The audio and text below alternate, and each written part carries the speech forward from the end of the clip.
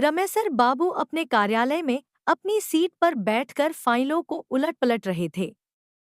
उनका कार्यालय ग्रामीण क्षेत्र में था जहां जाने के लिए कच्ची सड़कों से होकर जाना पड़ता था। अरे इतना ही नहीं, कार्यालय के आसपास में जंगली पौधों की अधिकता थी। कहीं-कहीं तो ये जंगली पौधे इतने सघन थे कि एक घने जंगल के रूप में दिखते थे। कार्यालय के मुख्य दरवाजे को छोड़ दे तो बाकी हिस्से पूरी तरह से घास-फूस आदि से ढके लगते थे। कार्यालय के कमरों की खिड़कियों आदि पर लंबे-लंबे घास-फूसों का साम्राज्य था। दिन में भी कार्यालय में एक हल्का अंधकार पसरा रहता था, जिससे ऐसा लगता था कि यह कार्यालय हरी-भरी वादियों में शांत मन से बैठा हुआ किसी गहरे चिंतन में डूबा हुआ हो।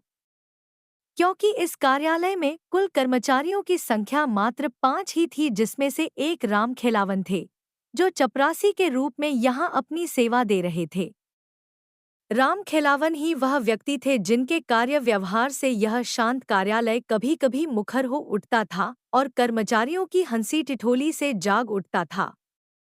राम खेलावन जी पास के ही एक गांव के रहने वाले थे और प्रतिदिन कोई न कोई असहज घटना कार्यालय के बाकी 4 कर्मचारियों को सुनाया करते थे। वे विशेषकर जब भी कार्यालय में प्रवेश करते तो सबसे पहले रमेसर बाबू के कमरे में जाते और राम राम कहने के साथ ही शुरू हो जाते कि बाबू कल तो गांव में गजब हो गया था। रमदैया को जंगल में चुड़ैल ने पकड़ लिया था तो मनोहर का सामना एक भयानक भूत से हो गया था। जब तक राम खेलावन जी सभी कर्मचारियों से मिलकर कुछ भूत प्रेत गांव गड़ा की बातें नहीं बता लेते, उन्हें कल चैन नहीं पड़ता था। कोई कर्मचारी राम खेलावन की बातों को सहजता से सुनता तो कोई केवल हाँ-हूँ करके उस ओर कान नहीं देता और उन्हें स्टोव जलाकर चाय बनाने के लिए कह देता या पानी की ही मांग करके उनसे बचने की कोशिश करता। पर राम खेलावन की बातों को रमेसर बाबू बहुत ही सजगता से सुनते और पूरा ध्यान देते हुए बीच-बीच में हाँ-हूँ करने के साथ कुछ सवाल भी पूछते। एक दिन की बात है, राम खेलावन जी कार्यालय थोड़ा जल्दी ही पहुंच गए और सीधे रमेसर बाबू के कमरे में घुस गए। पर उस समय रमेसर बाबू अपनी कुर्सी पर नहीं थे, शायद वे अभी कार्यालय पहुंचे ही नहीं थे। राम खेलावन थोड़ा डरे समय लग रहे थे और बार-बार अपने माथे पर आ रहे पसीने को गमछे से पोंछ रहे थे। वे ज्यों ही कमरे से बाहर निकले त्यों ही कार्यालय के प्रांगण में उन्होंने रमेसर बाबू को अपनी साइकिल को खड़े करते हुए देखा। वे दौड़कर रमेसर बाबू के पास पहुंच गए और बिना जरमी किए ही हकलाकर घबराकर बोले, बाबू, बाबू, कल रात को तो गजब हो गया। मेरा पूरा परिवार आफत में आ गया है। समझ में नहीं आ रहा है कि क्या करूं। रमेसर बाबू ने उन्हें अपने कमरे की ओर चलने का इशारा करते हुए आगे-आगे तेज कदमों से अपने कार्यालय कक्ष में प्रवेश किए। फिर एक कुर्सी पर राम खेलावन जी को बैठने का इशारा करते हुए अपने झोले को वहीं मेज पर रखकर एक गिलास में पानी लेकर कक्ष के बाहर आकर हाथों धोए। उसके बाद कमरे में लगे हनुमान जी की फोटो को अगरबत्ती दिखाने के बाद अपनी कुर्सी पर बैठते हुए राम खेलावन जी से बोले, राम खेलावन जी, अब अपनी बात पूरी विस्तार से बताइए। उनकी अनुमति मिलते ही राम खेलावन जी कहना शुरू किए, बाबू, कल मैं जब शाम को घर पर पहुंचा तो पता चला कि मेरी बहू कुछ लकड़ी आदि की व्यवस्था करने जंगल की ओर गई थी और वहीं उसे किसी चुड़ैल ने धर लिया था। वह इधर-उधर जंगल में भटक रही थी, तभी कुछ गांव के ही गायत्री के चरवाहों की नजर उस पर पड़ी। वे लोग स्थिति को भाप गए और मेरी बहू को पकड़कर घर पर छोड़ गए। फिर गांव के ही सोखा बाबा ने झाड़ फूंक की, उसके बाद उस चुड़ैल से छुटकारा मिला। पर आज सुबह फिर से उस पर चुड़ैल हावी हो गई है। सुबह से ही सोखा बाबा उसे उतारने में लगे हैं, पर वह छोड़कर जाने का नाम ही नहीं ले रही है। समझ में नहीं आ रहा है कि क्या करूं। राम खेलावन की बातों को सुनकर रमेसर बाबू थोड़े गंभीर हुए और अचानक पता नहीं क्या सूझा कि हंसने लगे। रमेसर बाबू की यह हालत देखकर राम खेलावन जी तो और भी हक्के बक्के हो गए। उन्हें समझ में नहीं आया कि आखिर इनको क्या हो गया। कहीं इन पर भी तो किसी भूत प्रेत का साया नहीं पड़ गया। अभी राम खेलावन जी यही सब सोच रहे थे, तभी रमेसर बाबू अपनी कुर्सी पर से उठे और बिना कुछ बोले राम खेलावन को अपने पीछे आने का इशारा करते हुए कमरे से बाहर निकल गए। कमरे से बाहर निकलकर रमेसर बाबू पास की ही एक झाड़ी से कुछ पत्तों को तोड़ा, उन पत्तों को देते हुए बोले कि आप इसे पीसकर अपनी बहू को पिला दें और अपने घर पर ही रुकें। मैं कार्यालय में कुछ जरूरी कामकाज निपटाकर अभी 1 से 2 घंटे में आपके घर पर पहुंचता हूं। राम खिलावन जी बिना कुछ बोले केवल सिर हिलाए और उन पत्तों को लेकर घर की ओर बढ़े। रास्ते में उन्हें केवल एक ही बात खाए जा रही थी कि रमेसर बाबू को यहाँ आए 3 साल हो गए, पर कभी उन्होंने इस बात का जिक्र नहीं किया कि वे भूत प्रेतों को उतारना भी जानते हैं। कहीं वे मजाक में तो इन पत्तों को तोड़कर झूठ मूठ में कुछ बुदबुदाकर मुझे नहीं दे दिए। पर रमेसर बाबू ऐसा नहीं कर सकते, वे तो बहुत गंभीर आदमी हैं और हमारी सारी बातों को भी तो बहुत गंभीरता से लेते हैं और समय समय पर हर प्रकार से हमारी मदद भी तो करते रहते हैं। नाना, वे मेरे साथ मजाक नहीं कर सकते। यही सब सोचते सोचते राम खेलावन जी घर पर पहुंच गए। घर के बाहर 10 से 15 गाँव घर के ही लोग बैठे नजर आए। एक खटिया पर सोखा बाबा भी बैठकर लोगों से कुछ बातचीत कर रहे थे। राम खिलावन जी को देखते ही सोखा बाबा बोल पड़े, राम खिलावन, यह चुड़ैल तो बहुत ढीठ है। रात को छोड़ तो दी थी पर सुबह फिर से आ गई। 2 से 3 घंटे मैंने कोशिश किया पर छोड़कर जाने का नाम ही नहीं ले रही है। अभी भी आंगन में नाच कूद रही है। मेरे मंत्रों का अब तो उस पर कुछ असर भी नहीं हो रहा है, यहाँ तक कि मेरा भी मजाक उड़ा दी। इतना सब होने के बाद मैं उसे छोड़कर बाहर आकर बैठ गया हूँ। मैं अब कुछ नहीं कर सकता। मेरा जितना पावर था वह सब आजमा लिया। राम खेलावन जी सोखा बाबा के ही बगल में बैठते हुए अपनी लड़की को आवाज लगाए। उनकी लड़की घर में से दौड़ते हुए बाहर निकली। फिर राम खिलावन जी ने उन पत्तों को उसे देते हुए कहा कि अभी इसे पीसकर बहू को पिला दो। अगर नानुकर करती है तो जबरदस्ती पिलाओ। इसके बाद राम खिलावन की लड़की उन पत्तों को लेकर घर में गई तथा उन पत्तों को पीसकर अपनी भाभी को पिलाई। अरे यह क्या! एक घूंट अंदर जाते ही राम खिलावन जी की बहू तो काफी शांत हो गई और वहीं आंगन में ही एक तरई पर बैठ गई। अब उसके व्यवहार में काफी अंतर आ गया था। उसका कूदना नाचना बंद हो गया। राम खिलावन जी की लड़की दौड़ते हुए घर में बाहर निकली और राम खिलावन जी की ओर देखकर बोली, बाबू, बाबू। भौजी को अब आराम हो गया है, वे आंगन में ही अब शांति से बैठ गई है। बाहर जितने लोग बैठे थे वे सब हतप्रभ हो गए। आखिर जो चुड़ैल इतने बड़े सोखा से बस में नहीं आई, वह 2-4 पत्तों को पिलाने से कैसे बस में आ सकती है? आखिर वे कैसे पत्ते थे? क्या किसी धर्मस्थान से लाए गए थे या किसी बहुत बड़े पंडित, ओझा, सोखा आदि ने दिए थे?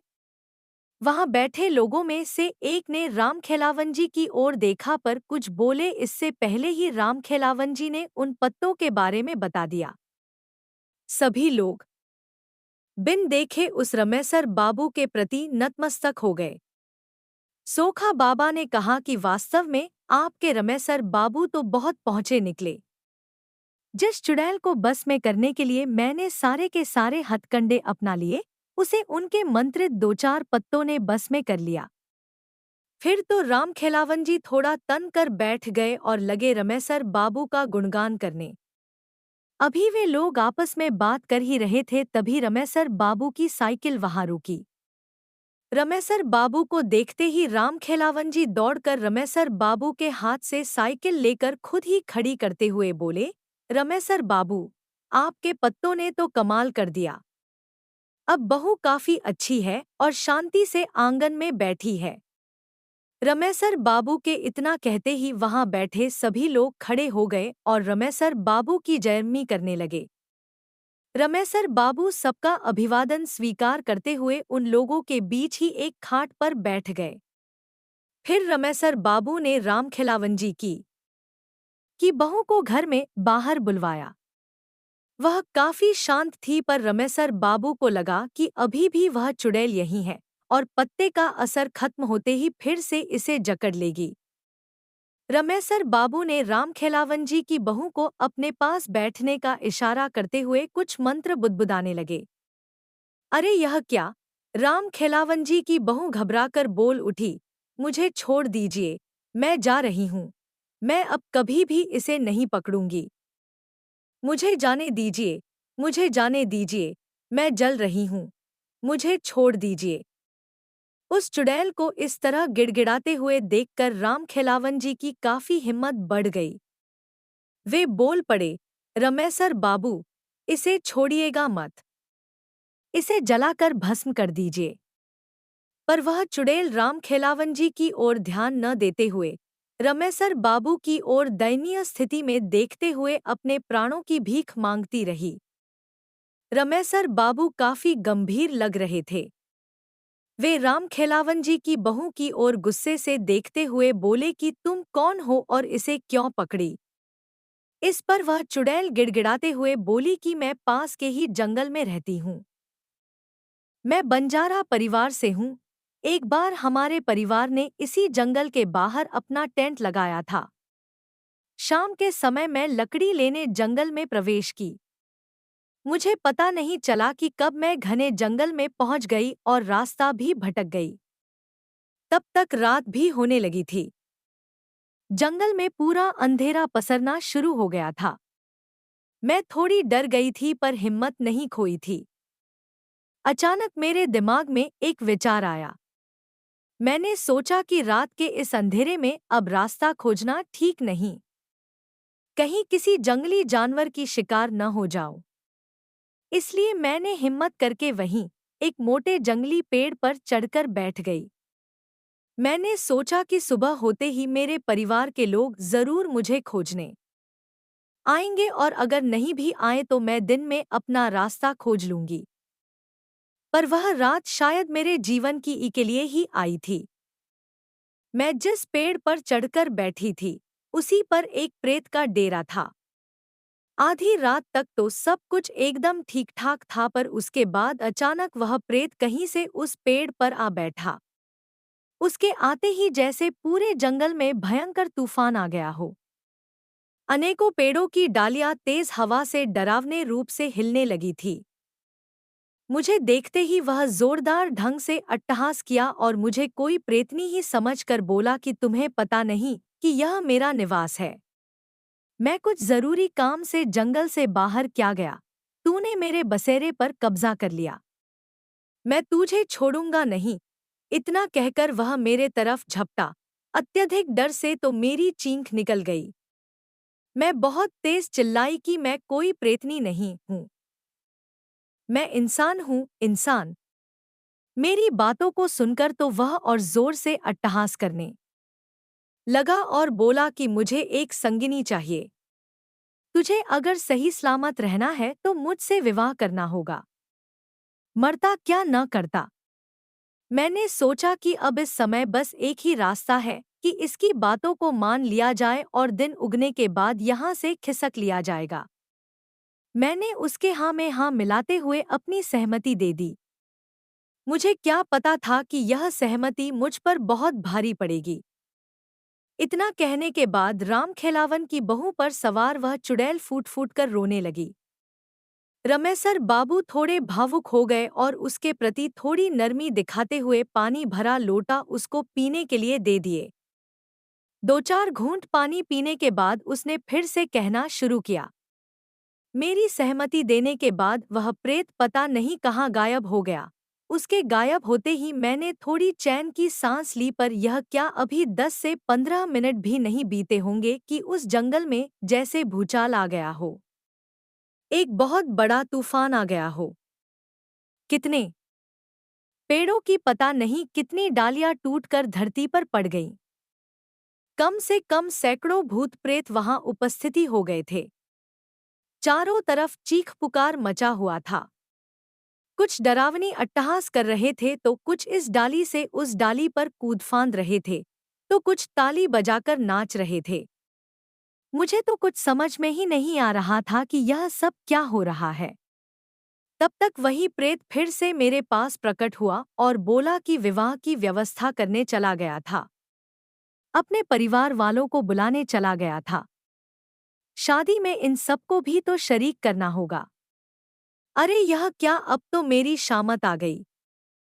पूरा शरीर पीला पड़ गया, कुछ बोलने की हिम्मत नहीं रही। तभी अचानक एक प्रेतनी वहां प्रकट हुई और उस प्रेत से लड़ने लगी। वह प्रेतनी बोल रही थी कि मेरे रहते तू दूसरी शादी करेगा, कदापि नहीं, कदापि नहीं, मैं ऐसा नहीं होने दूंगी। और इतना कहने के साथ ही उस प्रेतनी ने उस डाल से मुझे धक्का दे दिया और जमीन पर गिरने के कुछ ही समय बाद मेरी इहलीला हो गई थी।